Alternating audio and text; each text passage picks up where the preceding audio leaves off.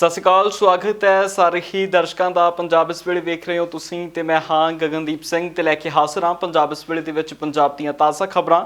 ਰੁਕ ਸਭ ਤੋਂ ਪਹਿਲਾਂ ਕਰਾਂਗੇ ਪੰਜਾਬ ਦੇ ਵਿੱਚ ਬੇਅਦਬੀ ਮਾਮਲਿਆਂ ਦੇ ਵਿੱਚ ਬਣੀ ਨਵੀਂ ਸਿੱਟ ਦੇ ਉੱਤੇ ਹੁਣ ਇੱਕ ਵਾਰ ਫਿਰ ਤੋਂ ਸਿਆਸੀ ਵਾਰ ਹੋਣੇ ਸ਼ੁਰੂ ਹੋਏ ਨੇ। ਨਵੀਂ ਸਿੱਟ ਜਦੋਂ ਤੋਂ ਬਣੀਆਂ ਉਦੋਂ ਤੋਂ ਹੀ ਕੈਪਟਨ ਅਮਰਿੰਦਰ ਸਿੰਘ ਦੀ ਸਰਕਾਰ ਨੂੰ ਘੇਰਿਆ ਜਾ ਰਿਹਾ ਸੀ, ਪਰ ਹੁਣ ਇਸ ਸਿੱਟ ਦੇ ਮਾਮਲੇ ਦੇ ਵਿੱਚ ਵਿਰੋਧੀਆਂ ਨੂੰ ਜਵਾਬ ਦਿੱਤਾ ਗਿਆ ਹੈ ਕੈਪਟਨ ਅਮਰਿੰਦਰ ਸਿੰਘ ਦੀ ਸਰਕਾਰ ਦੇ ਵੱਲੋਂ। ਸਰਕਾਰ ਨੇ ਇਸ ਮਾਮਲੇ ਦੇ ਵਿੱਚ ਆਖਿਆ ਹੈ ਕਿ ਸਿੱਟ ਨੂੰ 6 ਮਹੀਨਿਆਂ ਦਾ ਸਮਾਂ ਵੱਧ ਸਰਕਾਰ ਨੇ ਨਹੀਂ ਬਲਕਿ ਕੋਰਟ ਦੇ ਵੱਲੋਂ ਕੀਤਾ ਗਿਆ। ਇਸ ਕਰਕੇ ਕੋਰਟ ਦੇ ਵੱਲੋਂ ਜੋ ਹਦਾਇਤਾਂ ਸਿੱਟ ਨੂੰ ਨੇ ਉਹ ਮੰਨਣੀਆਂ ਪੈਣਗੀਆਂ ਤੇ ਨਾਲ ਹੀ ਉਹਨਾਂ ਦਾ ਕਹਿਣਾ ਸੀ ਕਿ ਸਿੱਟ ਦੇ ਮੱਦੇਨਜ਼ਰ ਉਹਨਾਂ ਦੇ ਧਿਆਨ ਦੇ ਵਿੱਚ ਹੈ ਕਿ ਉਹ ਬੇਸ਼ੱਕ ਚਾਹਣ ਤਾਂ ਇਸ ਜਾਂਚ ਨੂੰ ਮਹੀਨੇ ਦੇ ਵਿੱਚ ਮੁਕੰਮਲ ਕਰ ਸਕਦੇ ਨੇ ਜਾਂ ਇਸ ਜਾਂਚ ਨੂੰ 2 ਮਹੀਨਿਆਂ ਦੇ ਵਿੱਚ ਮੁਕੰਮਲ ਕਰ ਸਕਦੇ ਨੇ। ਉਹ ਆਪਣਾ ਕੰਮ ਕਰਨ ਦੇ ਲਈ ਸੁਤੰਤਰ ਨੇ, ਪਰ ਇਸ ਮਾਮਲੇ ਦੇ ਵਿੱਚ ਪੰਜਾਬ ਸਰਕਾਰ ਕਿਸੇ ਵੀ ਤਰ੍ਹਾਂ ਦੀ ਦਖਲਅੰਦਾਜ਼ੀ ਜਿਹੜੀ ਉਹ ਨਹੀਂ ਕਰ ਸਕਦੀ।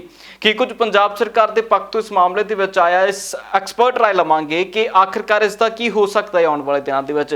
ਡੱਲਾ ਸਾਹਿਬ, ਕਿਸ ਤਰ੍ਹਾਂ ਵੇਖ ਰਹੇ ਹੋ ਜਿਸ ਤਰ੍ਹਾਂ ਦੀ ਸਫਾਈ ਹੁਣ ਪੰਜਾਬ ਸਰਕਾਰ ਨੇ ਵਿਰੋਧੀਆਂ ਦੇ ਕਹਿਣ ਤੋਂ ਬਾਅਦ ਦਿੱਤੀ ਹੈ, ਕਿਤੇ ਜਸਟੀਫਾਈ ਹੁੰਦੀ ਹੈ ਇਹ ਸਫਾਈ? ਦੇਖੋ, ਪੰਜਾਬ ਦੇ ਮੁੱਖ ਮੰਤਰੀ ਕੈਪਟਨ ਅਮਰਿੰਦਰ ਸਿੰਘ ਨੇ ਇੱਕ ਪ੍ਰੈਸ ਨੋਟ ਜਾਰੀ ਕਰਵਾਇਆ। ਹਾਲਾਂਕਿ ਉਹ ਪੰਜਾਬ ਸਰਕਾਰ ਦੇ ਬੁਲਾਰੇ ਵੱਲੋਂ ਜਾਣਕਾਰੀ ਦਿੱਤੀ ਗਈ ਹੈ, ਪਰ ਲਗਾਤਾਰ ਜਿਹੜੇ ਸਿਆਸੀ ਹਮਲੇ ਹੋ ਰਹੇ ਸੀ ਨਵਜੋਤ ਸਿੰਘ ਸਿੱਧੂ ਦੇ, ਜਿਹੜੇ ਹੋਰ ਵਿਧਾਇਕਾਂ ਵੱਲੋਂ ਮੰਤਰੀਆਂ ਵੱਲੋਂ ਮੰਗ ਕੀਤੀ ਜਾ ਰਹੀ ਸੀ, ਵਿਰੋਧੀ ਧਿਰਾਂ ਵੱਲੋਂ ਮੰਗ ਕੀਤੀ ਜਾ ਰਹੀ ਸੀ ਕਿ ਸਰਕਾਰ ਸੁਪਰੀਮ ਕੋਰਟ 'ਚ ਕਿਉਂ ਨਹੀਂ ਗਈ। ਜਿਹੜਾ 9 ਅਪ੍ਰੈਲ 2021 ਦਾ ਫੈਸਲਾ ਹੈ ਪੰਜਾਬ ਤੇ ਹਰਿਆਣਾ ਹਾਈ ਕੋਰਟ ਦਾ, ਉਹਨੂੰ ਚੈਲੰਜ ਕਿਉਂ ਨਹੀਂ ਕੀਤਾ ਗਿਆ। ਇਹਦੇ ਬਦਲੇ 'ਚ ਇੱਕ ਪ੍ਰੈਸ ਨੋਟ ਜਾਰੀ ਕੀਤਾ ਗਿਆ ਪੰਜਾਬ ਸਰਕਾਰ ਵੱਲੋਂ, ਔਰ ਬੁਲਾਰਾ ਕਹਿੰਦਾ ਪੰਜਾਬ ਸਰਕਾਰ ਦਾ, ਕਹਿੰਦਾ ਇਹ ਹਾਈ ਕੋਰਟ ਦੇ ਹੁਕਮਾਂ ਤੋਂ ਬਾਅਦ 6 ਮਹੀਨੇ ਦੀ ਮਿਆਦ ਰੱਖੀ ਗਈ ਹੈ ਕਿ 6 ਮਹੀਨਿਆਂ ਦੇ ਵਿੱਚ ਸਿੱਟ ਜਾਂਚ ਕਰੂਗੀ।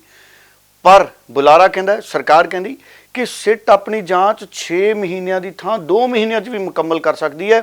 ਇਹਦੇ ਵਿੱਚ ਸੂਬੇ ਦੀ ਸਰਕਾਰ ਦਾ ਜਾਂ ਕਿਸੇ ਦਾ ਕੋਈ ਦਖਲ ਨਹੀਂ।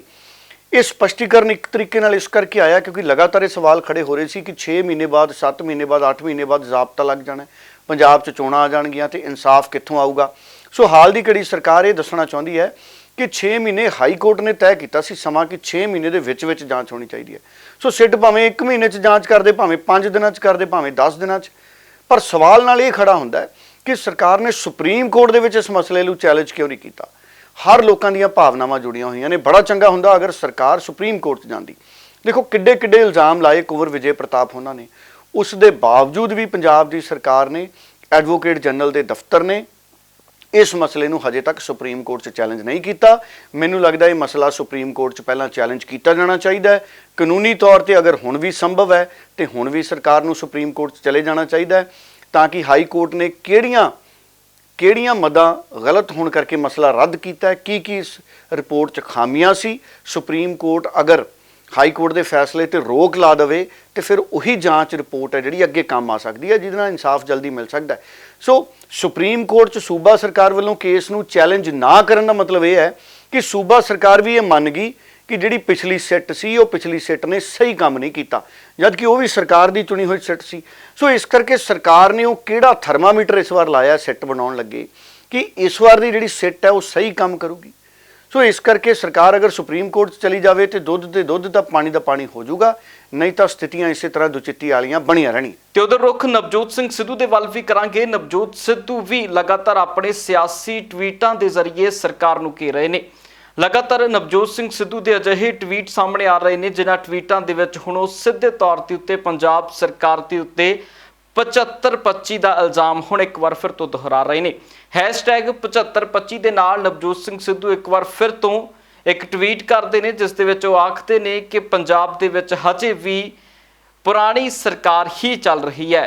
ਸਾਬਕਾ ਮੁੱਖ ਮੰਤਰੀ ਦਾ ਜ਼ਿਕਰ ਉਸ ਦੇ ਵਿੱਚ ਆਉਂਦਾ ਹੈ ਕਿ ਉਹੀ ਸਰਕਾਰ ਇਸ ਵਕਤ ਚੱਲ ਰਹੀ ਹੈ, ਪਰ ਪੰਜਾਬ ਸਰਕਾਰ ਆਪਣਾ ਕੰਮ ਕਿੱਥੇ ਕਰ ਰਹੀ ਹੈ ਉਸ ਦੇ ਉੱਤੇ ਜ਼ਰੂਰ ਉਹ ਸਵਾਲੀਆ ਨਿਸ਼ਾਨ ਲਾ ਦਿੰਦੇ ਨੇ। ਨਵਜੋਤ ਸਿੰਘ ਸਿੱਧੂ ਦੇ ਇਸ ਟਵੀਟ ਤੋਂ ਬਾਅਦ ਕਈ ਸਿਆਸੀ ਅੰਦਾਜ਼ੇ ਲਾਏ ਜਾ ਰਹੇ ਨੇ। ਡੱਲਾ ਸਾਹਿਬ ਦੇ ਵੱਲ ਚੱਲਾਂਗੇ। ਡੱਲਾ ਸਾਹਿਬ, ਕਿਸ ਤਰ੍ਹਾਂ ਵੇਖ ਰਹੇ ਹੋ?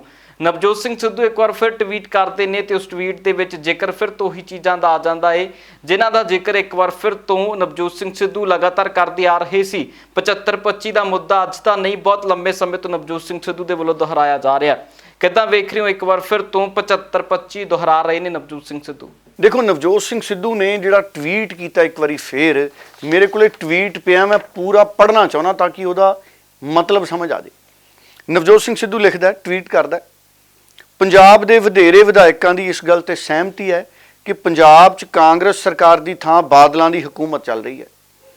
ਸਾਡੇ ਵਿਧਾਇਕਾਂ ਤੇ ਪਾਰਟੀ ਵਰਕਰਾਂ ਦੀ ਗੱਲ ਸੁਣਨ ਦੀ ਬਜਾਏ ਅਫਸਰਸ਼ਾਹੀ ਤੇ ਪੁਲਿਸ ਬਾਦਲ ਪਰਿਵਾਰ ਦੀ ਇੱਛਾ ਮੁਤਾਬਕ ਕੰਮ ਕਰ ਰਹੇ ਨੇ। ਸਰਕਾਰ ਲੋਕ ਭਲਾਈ ਲਈ ਨਹੀਂ ਸਗੋਂ ਮਾਫੀਆ ਰਾਜ ਨੂੰ ਬਰਕਰਾਰ ਰੱਖਣ ਲਈ ਚੱਲ ਰਹੀ ਹੈ। ਔਰ ਅਖੀਰ 'ਚ #7525 ਸੋ ਆਹ ਡਾਇਲੌਗ ਤਾਂ ਬੜਾ ਮਸ਼ਹੂਰ ਹੋ ਗਿਆ ਨਵਜੋਤ ਸਿੰਘ ਸਿੱਧੂ ਦਾ 7525। ਮੈਨੂੰ ਲੱਗਦਾ ਕਿਸੇ ਪੰਜਾਬੀ ਫਿਲਮ ਕਿਸੇ ਹਿੰਦੀ ਪੰਜਾਬੀ ਫਿਲਮਾਂ ਵਾਲਾ ਕੋਈ ਫਿਲਮ ਹੀ ਨਾ ਬਣਾ ਦੇ 7525। ਸੋ ਆਮ ਤੌਰ ਤੇ ਇਹ 7525 ਸ਼ਬਦ ਹੈ ਜਿਹੜਾ ਇਹਦਾ ਮਤਲਬ ਕਮਿਸ਼ਨ ਨਾਲ ਜੋੜ ਕੇ ਦੇਖਿਆ ਜਾਂਦਾ, ਕਿਉਂਕਿ ਆਮ ਤੌਰ ਤੇ ਜਿਹੜੇ ਮਾਰਕੀਟਿੰਗ ਦੇ ਏਜੰਟ ਹੁੰਦੇ ਨੇ ਜਾਂ ਏਜੰਸੀਆਂ ਵਾਲੇ ਹੁੰਦੇ ਨੇ, ਕਈ ਅਖਬਾਰਾਂ ਦੀਆਂ ਇਸ਼ਤਿਹਾਰਾਂ ਵਾਲੀਆਂ ਏਜੰਸੀਆਂ ਨੂੰ ਵੀ 25% ਕਮਿਸ਼ਨ ਦਿੱਤੀ ਜਾਂਦੀ ਹੈ। ਸੋ ਇੱਕ ਕਮਿਸ਼ਨ ਦੇ ਤੌਰ ਤੇ ਇਹਨੂੰ ਜ਼ਿਆਦਾ ਦੇਖਿਆ ਜਾਂਦਾ 7525। ਹੁਣ ਸਿੱਧੂ ਕੀ ਕਹਿੰਦਾ ਕਿ ਬਹੁਤੇ ਵਿਧਾਇਕਾਂ ਦੀ ਸਹਿਮਤੀ ਹੈ ਕਿ ਪੰਜਾਬ 'ਚ ਕਾਂਗਰਸ ਸਰਕਾਰ ਦੀ ਥਾਂ ਬਾਦਲਾਂ ਦੀ ਹਕੂਮਤ ਚੱਲ ਰਹੀ ਹੈ। ਹੁਣ ਦੇਖੋ ਰਿਐਕਸ਼ਨ ਆ ਜਾਣਾ, ਅੱਜ ਸੁਖਬੀਰ ਬਾਦਲ ਦਾ ਵੀ ਆ ਜਾਊਗਾ, ਦਲਜੀਤ ਚੀਮੇ ਦਾ ਵੀ ਆ ਜਾਣਾ ਮੈਨੂੰ ਲੱਗਦਾ, ਕਿਉਂਕਿ ਬਹੁਤ ਵੱਡਾ ਇਲਜ਼ਾਮ ਨਵਜੋਤ ਸਿੰਘ ਸਿੱਧੂ ਨੇ ਲਾਇਆ ਕੈਪਟਨ ਅਮਰਿੰਦਰ ਨੂੰ, ਕਾਂਗਰਸ ਦੀ ਸਰਕਾਰ ਨੂੰ। ਸਿੱਧੂ ਨੇ ਇਹ ਕਹਿਤਾ ਵੀ ਇਹ ਕਾਂਗਰਸ ਦੀ ਸਰਕਾਰ ਨਹੀਂ, ਇਹ ਬਾਦਲਾਂ ਦੀ ਹਕੂਮਤ ਚੱਲ ਰਹੀ ਹੈ ਔਰ ਵਿਧਾਇਕਾਂ ਤੇ ਪਾਰਟੀ ਵਰਕਰਾਂ ਦੀ ਗੱਲ ਸੁਣਨ ਦੀ ਬਜਾਏ ਅਫਸਰਸ਼ਾਹੀ ਤੇ ਪੁਲਿਸ ਬਾਦਲ ਪਰਿਵਾਰ ਦੀ ਇੱਛਾ ਮੁਤਾਬਕ ਕੰਮ ਕਰ ਰਹੀ ਹੈ। ਹੁਣ ਕੈਪਟਨ ਅਮਰਿੰਦਰ ਦਾ ਵੀ ਇਹਦੇ ਤੇ ਜਵਾਬ ਦੇਣਾ ਬਣਦਾ। ਮੈਨੂੰ ਲੱਗਦਾ ਇਸ ਟਵੀਟ ਤੋਂ ਕੈਪਟਨ ਅਮਰਿੰਦਰ ਖਾਸੇ ਔਖੇ ਹੋਏ ਹੋਣਗੇ। ਹੁਣ ਕੋਈ ਨਾ ਕੋਈ ਜਵਾਬ ਆਪਣੇ ਵੱਲੋਂ ਜ਼ਰੂਰ ਨਵਜੋਤ ਸਿੰਘ ਸਿੱਧੂ ਨੂੰ ਦੇਣਗੇ, ਪਰ ਨਵਜੋਤ ਸਿੰਘ ਸਿੱਧੂ ਜਿਸ ਬੇਬਾਕੀ ਦੇ ਨਾਲ ਇਸ ਤਰੀਕੇ ਦੇ ਟਵੀਟ ਕਰਦੇ ਨੇ, ਇਹਦਾ ਮਤਲਬ ਇਹ ਹੈ ਕਿ ਕਿਤੇ ਨਾ ਕਿਤੇ ਹਾਈ ਕਮਾਂਡ ਦਾ ਹੱਥ ਹੈ ਨਵਜੋਤ ਸਿੰਘ ਸਿੱਧੂ ਦੀ ਪਿੱਠ ਤੇ। ਮੈਂ ਮਹਿਸੂਸ ਕਰਦਾ ਕਿ ਕਾਂਗਰਸ 'ਚ ਸਭ ਕੁਝ ਸਹੀ ਨਹੀਂ ਹੈ, ਤਾਂ ਹੀ ਇਸ ਤਰੀਕੇ ਦੀਆਂ ਸਥਿਤੀਆਂ ਬਣੀਆਂ ਨੇ। ਔਰ ਬੜਾ ਚੰਗਾ ਹੁੰਦਾ ਅਗਰ ਪੰਜਾਬ 'ਚ ਮਾਫੀਆ ਨਾ ਹੁੰਦਾ, ਨਾ ਸ਼ਰਾਬ ਦਾ ਹੁੰਦਾ, ਨਾ ਐਕਸਾਈਜ਼ ਦੀ ਟੈਕਸ ਚੋਰੀ ਦਾ ਹੁੰਦਾ, ਨਾ ਰੇਤੇ ਦੀ ਚੋਰੀ ਦਾ ਹੁੰਦਾ। ਔਰ ਸਿੱਧੂ ਇਹ ਸਾਰੇ ਇਲਜ਼ਾਮ ਲਾ ਰਿਹਾ। ਹਾਲਾਂਕਿ ਅਕਾਲੀ ਦਲ ਨੂੰ ਵੀ ਪੂਰਾ ਹੱਕ ਹੈ, ਉਹ ਆਪਣੀ ਗੱਲ ਰੱਖਣਗੇ ਸਿੱਧੂ ਦੇ ਇਲਜ਼ਾਮਾਂ ਤੇ ਉਹਨਾਂ ਦੀ ਗੱਲ ਦਾ ਵੀ ਆਪਾਂ ਜ਼ਿਕਰ ਕਰਾਂਗੇ। ਤੇ ਰੁਕ ਕਰਾਂਗੇ ਪੰਜਾਬ ਦੇ ਵਿੱਚ ਕਰੋਨਾ ਦੇ ਹਾਲਾਤਾਂ ਦੇ ਵੱਲ। ਕਰੋਨਾ ਦੇ ਹਾਲਾਤ ਪੰਜਾਬ ਦੇ ਵਿੱਚ ਕਿਹੋ ਜਿਹੇ ਨੇ, ਇਹ ਲਗਾਤਾਰ ਆ ਰਹੇ ਅੰਕੜਿਆਂ ਤੋਂ ਸੁਭਾਵਿਕ ਹੀ ਪਤਾ ਲੱਗ ਰਿਹਾ ਹੈ। ਬੀਤੇ ਦਿਨ ਤੋਂ ਜਦੋਂ ਤੁਸੀਂ ਅੰਕੜੇ 9000 ਤੋਂ ਪਾਰ ਕੀਤੇ ਨੇ ਤਾਂ ਉਦੋਂ ਤੋਂ ਬਾਅਦ ਹੀ ਲਗਾਤਾਰ ਪ੍ਰਬੰਧਾਂ ਨੂੰ ਵੀ ਵਧਾਉਣ ਦੀਆਂ ਕੋਸ਼ਿਸ਼ਾਂ ਹੋ ਰਹੀਆਂ ਨੇ। ਅੰਮ੍ਰਿਤਸਰ ਦੇ ਵਿਧਾਇਕ ਰਾਜਕੁਮਾਰ ਵੇਰਕਾ ਦੇ ਵੱਲੋਂ ਆਪਣੇ ਪੱਧਰ ਦੇ ਉੱਤੇ ਤਿਆਰੀਆਂ ਮੁਕੰਮਲ ਕੀਤੀਆਂ ਜਾਣ ਦੀ ਗੱਲ ਆਖੀ ਗਈ ਹੈ। ਉਹਨਾਂ ਦਾ ਕਹਿਣਾ ਹੈ ਕਿ ਅੰਮ੍ਰਿਤਸਰ ਦੇ ਵਿੱਚ ਕਰੋਨਾ ਮਰੀਜ਼ਾਂ ਦੇ ਲਈ ਇੱਕ ਖਾਸ ਕਿਸਮ ਦਾ ਹਸਪਤਾਲ ਦੀ ਸ਼ੁਰੂਆਤ ਕੀਤੀ ਗਈ ਹੈ ਤੇ ਨਾਲ ਹੀ ਜ਼ਰੂਰਤਮੰਦਾਂ ਨੂੰ ਰਾਸ਼ਨ ਵੀ ਦਿੱਤਾ ਜਾ ਰਿਹਾ ਹੈ ਤਾਂ ਜੋ ਇਸ ਦੌਰ ਦੇ ਵਿੱਚ ਉਹ ਘਰਾਂ ਦੇ ਵਿੱਚ ਰਹਿਣ ਅਤੇ ਆਪਣੀ ਰੋਟੀ ਜ਼ਰੂਰ ਖਾ ਸਕਣ। देखिए, जो ये अमृतसर में हल्का वेस्ट है जहाँ का मैं एमएलए हूँ, और वहाँ पे हमने ये फैसला किया है कि तमाम लोगों को, क्योंकि गुरुओं के शिक्षा के अनुसार नर सेवा नरैन सेवा, मानवता की सेवा का हमें शिक्षा दी गई है, और इस शिक्षा के तहत और मैं आज से शुरुआत की है, अपनी हल्का वेस्ट की हेल्पलाइन नंबर को जारी किया है, कंट्रोल रूम स्थापित कर दिया गया है, और इसके लिए एक हॉस्पिटल जो हल्का वेस्ट के लिए फ्री हॉस्पिटल जो है वो आज शुरुआत कर दी गई है, और फ्री में उनका ट्रीटमेंट करेंगे। वहाँ ऑक्सीजन की कोई कमी नहीं, वहाँ इंजेक्शन की कमी नहीं, वहाँ मेडिसिन की कमी नहीं, वहाँ खाने की कोई कमी नहीं। हर घर में हम एक महीने का राशन भेजेंगे और 2500 रुपया नगद भी सब लोगों को खर्चे के लिए भेजेंगे। और मैं सब पॉलिटिकल पार्टियों से निवेदन करना चाहता हूँ कि भैया जब इलेक्शन होता है आप वोटें मांगते फिरते हो और बूथ के बाद टेंट लगाते हो, किसी को पानी पिलाते हो, किसी को लालच देते हो। आज ज़रूरत इस बात की है कि सारी पॉलिटिकल पार्टियां अपने अपने हॉस्पिटलों के बाद टेंट लगाएं, अपने अपने लोगों को की पर्चियां दवाइयां की पकड़ें, जरूरतों की पर्चियां पकड़ें। ਉਧਰ ਦਿੱਲੀ ਦੇ ਉਪ ਮੁੱਖ ਮੰਤਰੀ ਮਨੀਸ਼ ਸਿਸੋਦੀਆ ਦੇ ਵੱਲੋਂ ਕੇਂਦਰ ਸਰਕਾਰ ਦੇ ਉੱਤੇ ਗੰਭੀਰ ਇਲਜ਼ਾਮਾਂ ਦੀ ਝੜੀ ਲਾਈ ਗਈ ਹੈ। ਮਨੀਸ਼ ਸਿਸੋਦੀਆ ਦਾ ਕਹਿਣਾ ਹੈ ਕਿ ਜਿਸ ਕਦਰ ਜਦੋਂ ਤੋਂ ਪੂਰੇ ਮੁਲਕ ਦੇ ਵਿੱਚ ਕਰੋਨਾ ਦੇ ਵਿੱਚ ਵਾਧਾ ਹੋਇਆ ਉਸ ਸਮੇਂ ਦੇ ਦਰਮਿਆਨ ਵੀ ਦੇਸ਼ ਦੇ ਵਿੱਚ ਬਣੀ ਕਰੋਨਾ ਵੈਕਸੀਨ ਦਾ ਆਯਾਤ ਕੀਤਾ ਗਿਆ ਹੈ ਜੋ ਕਿ ਦੇਸ਼ ਦੇ ਲਈ ਕਾਫੀ ਖਤਰਨਾਕ ਸਾਬਿਤ ਹੋਇਆ ਹੈ, ਕਿਉਂਕਿ ਇਸ ਦਰਮਿਆਨ ਜਦੋਂ ਦੇਸ਼ ਦੇ ਵਿੱਚ ਇਸ ਦਵਾਈ ਦੀ ਜ਼ਰੂਰਤ ਸੀ ਤਾਂ ਦੇਸ਼ ਦੇ ਵਿੱਚ ਇਸ ਦੀ ਸ਼ਾਰਟੇਜ ਆ ਰਹੀ ਹੈ, ਪਰ ਹੋਰ ਮੁਲਕਾਂ ਨੂੰ ਜਦੋਂ ਇਸ ਦੀ ਸਪਲਾਈ ਦੇ ਰਹੀ ਹੈ ਸਰਕਾਰ ਤਾਂ ਕਿਤੇ ਨਾ ਕਿਤੇ ਚਿੰਤਾ ਦਾ ਵਿਸ਼ਾ ਜ਼ਰੂਰ ਹੈ। ਕੀ ਕੁਝ ਕਹਿ ਰਹੇ ਨੇ ਦਿੱਲੀ ਦੇ ਉਪ ਮੁੱਖ ਮੰਤਰੀ ਮਨੀਸ਼ सिसोदिया, सुनते हैं। जब इंडियन एक्सप्रेस की मैंने सुबह रिपोर्ट पढ़ी और उसके बाद मैं भी भारत सरकार की उस वेबसाइट पे गया तो मैंने देखा कि ये 93 देशों की लिस्ट है जिनको 93 देशों की लिस्ट है जिनको भारत सरकार ने पिछले 3 महीने में वैक्सीन बेची है। भारत में बनी हुई, भारत के वैज्ञानिकों की खोजी हुई वैक्सीन हमने 93 देशों में बेच दी। 6.5 करोड़ वैक्सीन की डोजेज हमने दूसरे देश के लोगों को भेज दी।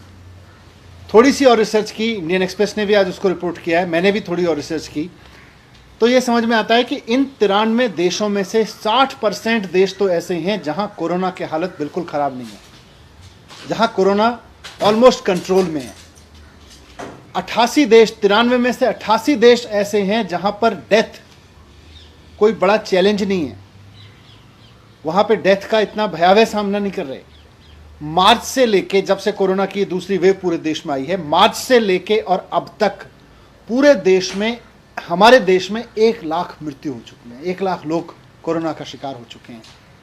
और हम 6.5 करोड़ अपने देश की बनाई हुई वैक्सीन, जो इन लोगों को लग सकती थी, इनमें से कई लोगों की जान बच सकती थी, हम इस वैक्सीन को विदेशों में भेज रहे हैं। 93 देशों को हम एक्सपोर्ट कर रहे हैं। किस लिए? सिर्फ इसलिए कि केंद्र सरकार की इमेज बन सके, इसलिए कि दुनिया में ये नाम हो सके कि भारत में इस समय एक ऐसी सेंट्रल गवर्नमेंट बैठी है जो विदेशों को वैक्सीन दिए जा रही है।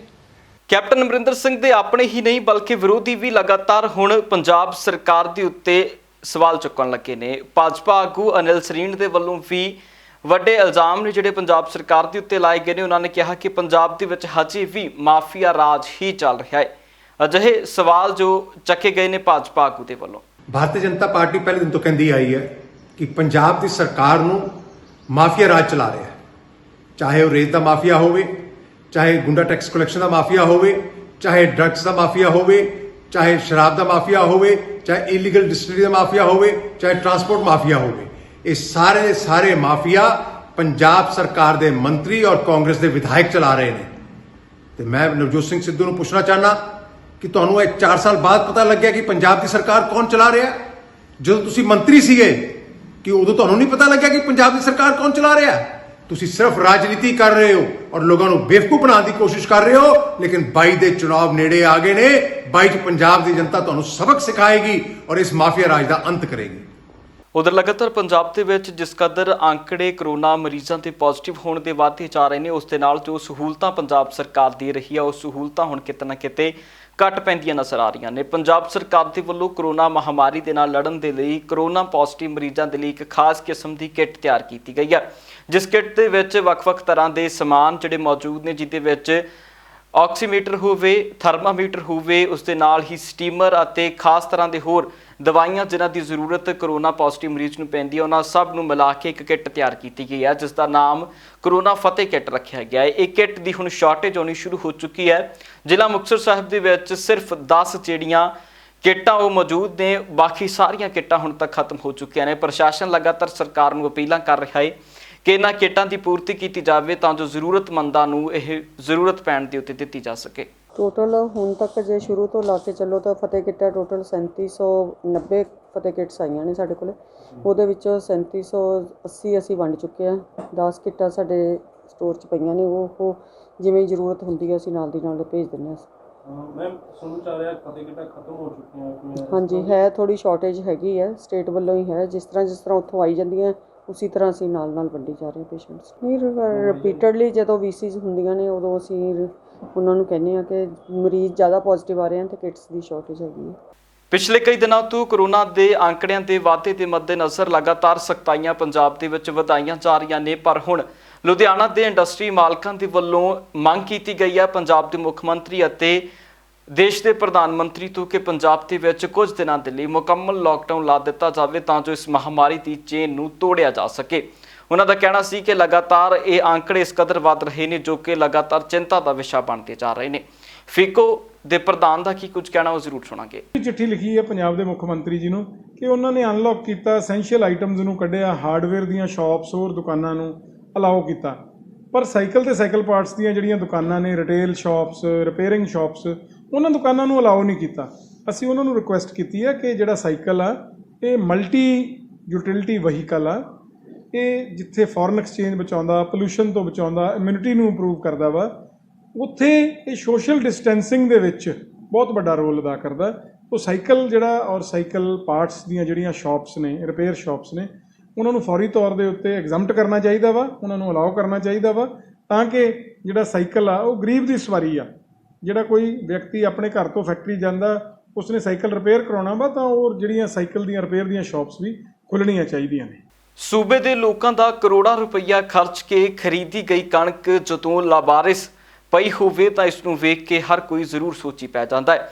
ਬੀਤੇ ਦਿਨਾਂ ਤੋਂ ਮੰਡੀਆਂ ਦੇ ਵਿੱਚ ਖਰੀਦ ਚੱਲ ਰਹੀ ਹੈ। ਇਸ ਖਰੀਦ ਦੇ ਦਰਮਿਆਨ ਖਰੀਦੀ ਗਈ ਕਣਕ ਜੋ ਕਿ ਪੰਜਾਬ ਸਰਕਾਰ ਅਤੇ ਕੇਂਦਰ ਸਰਕਾਰ ਦੇ ਹਿੱਸੇ ਦੇ ਵਿੱਚ ਆਉਂਦੀ ਹੈ, ਖਰੀਦੀ ਹੋਈ ਕਣਕ ਕਿਸ ਤਰ੍ਹਾਂ ਮੀਂਹ ਦੇ ਵਿੱਚ ਲਾਵਾਰਿਸ ਭਿੱਜ ਰਹੀ ਹੈ, ਇਸ ਦੀਆਂ ਤਸਵੀਰਾਂ ਤੁਹਾਨੂੰ ਵਿਖਾ ਰਹੇ ਹਾਂ।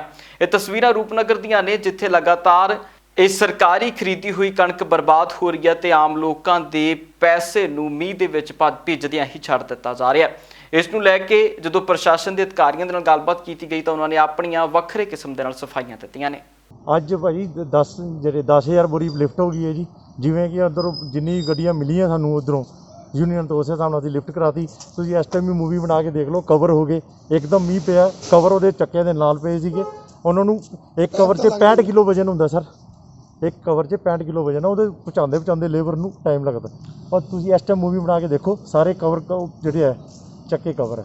ਤੇ ਪਰ ਲੋਕਾਂ ਦਾ ਦੋਸ਼ ਵੀ ਜਿਹੜਾ ਹੈਗਾ ਦੁਪਹਿਰ ਤੋਂ ਬੱਦਲਬਾਈ ਹੋ ਲਈ ਹੈ ਲਗਾਤਾਰ। ਦੁਪਹਿਰ ਤੋਂ ਨਹੀਂ ਹੋਈ ਸਰ, ਇੱਕਦਮ ਹੀ ਤਾਂ ਬੱਦਲ ਆਇਆ ਤੇ ਫਟਾਫਟ ਗੱਡੀਆਂ ਰੋਕੀਆਂ, ਕਵਰ ਉੱਪਰ ਵੀ ਚੜਾਣੇ ਆ ਸਰ। 65 ਕਿਲੋ ਦਾ ਜਿਹੜਾ ਕਵਰ ਹੈ ਉਹ ਇੱਕ ਲੇਬਰ ਤੋਂ ਤਾਂ ਉਠਾਇਆ ਨਹੀਂ ਜਾਂਦਾ ਜੀ। 6 ਲੇਬਰ ਵਾਲੇ ਚੱਕੇ ਫਿਰ ਉਹਨੂੰ ਫਲਾਉਂਦੇ। ਅਗਰ ਕਵਰ 'ਚ ਹਵਾ ਭਰ ਜੇ ਤਾਂ ਕੋਈ ਜਿਹੜਾ ਲੇਬਰ ਵਾਲਾ ਥੱਲੇ ਵੀ ਡਿੱਗ ਸਕਦਾ ਜੀ। ਪਰ ਜਿਹੜੀ ਕਣਕ ਗਿੱਲੀ ਹੋਈ ਉਹਦੇ ਉੱਪਰ ਕਵਰ ਪਾ ਤਾਂ ਖਰਾਬ ਨਹੀਂ ਹੋਊਗੀ ਉਹ? ਨਹੀਂ ਸਰ, ਨਹੀਂ ਗਿੱਲੀ ਹੋਣੀ ਨਹੀਂ ਦਿੱਤੀ ਜੀ। ਪੰਜਾਬ ਇਸ ਵੇਲੇ ਦੇ ਵਿੱਚ ਫਿਲਹਾਲ ਲਈ ਇਹਨਾਂ ਹੀ, ਫਿਰ ਮੁੜ ਹਾਜ਼ਰ ਹੋਵਾਂਗੇ ਨਵੀਆਂ ਤੇ ਤਾਜ਼ਾ ਅਪਡੇਟਸ ਨਾਲ। ਤਦ ਤੱਕ ਲਈ ਮੈਨੂੰ ਦਿਓ ਇਜਾਜ਼ਤ। ਬਹੁਤ ਬਹੁਤ ਧੰਨਵਾਦ।